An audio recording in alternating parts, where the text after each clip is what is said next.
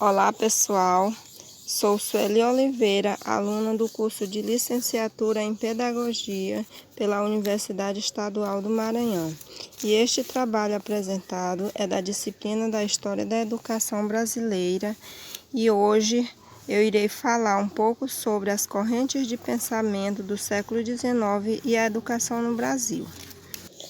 Então, o século XIX, herdeiro do ilusionismo, da Revolução Francesa e da ascensão da burguesia e da então Revolução Industrial, iniciada na Inglaterra a partir da segunda metade do século XVIII, produziu profundas transformações sociais, políticas e econômicas na Europa e em todo o mundo, inclusive no Brasil, e produziu mudanças educacionais importantes, sobretudo no que se refere ao ensino elementar, que é a fase de estudo em que o aluno aprende a ler, escrever e contar. Os recursos financeiros para as escolas públicas, principalmente primárias, eram escassos.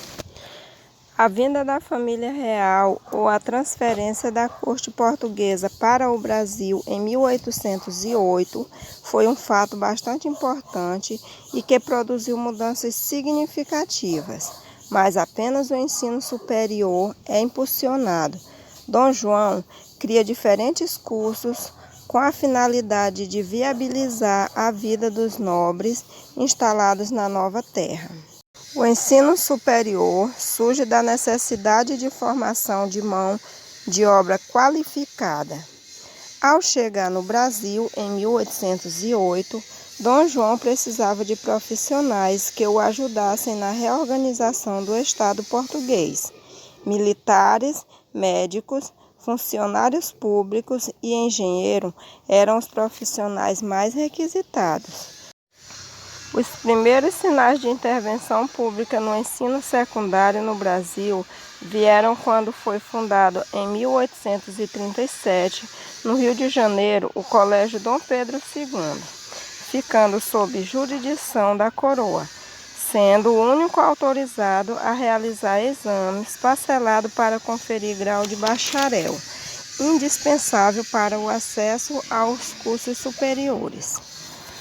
Para entendermos melhor as transformações na educação que o Brasil e o mundo desenvolveram, é necessário entendermos as principais correntes de pensamento que modificaram a economia e a política no mundo e alimentaram mudanças na percepção de educação.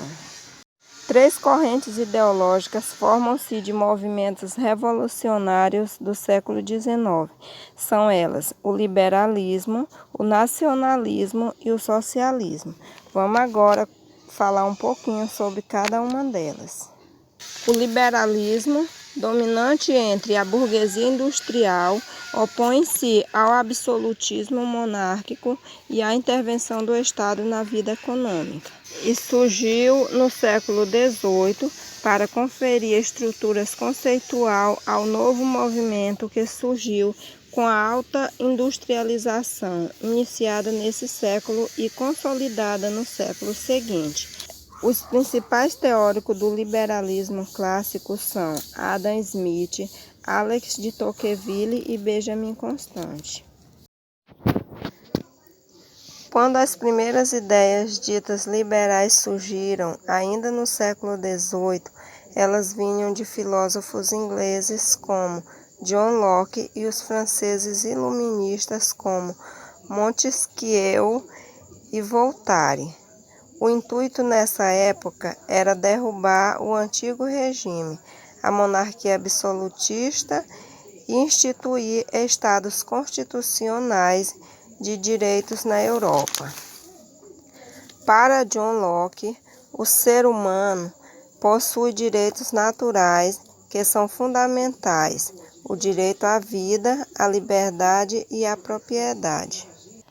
O nacionalismo é um conceito desenvolvido para a compreensão de um fenômeno típico do século XIX e apareceu pela primeira vez na França, comandado por Napoleão Bonaparte.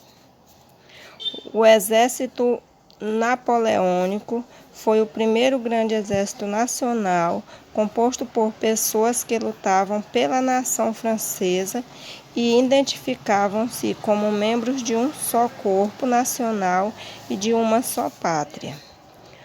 O nacionalismo, desenvolvido no século XIX, compreendeu um conjunto de sentimentos, ideias e atitudes políticas que resultaram na formação dos Estados-nações contemporâneas.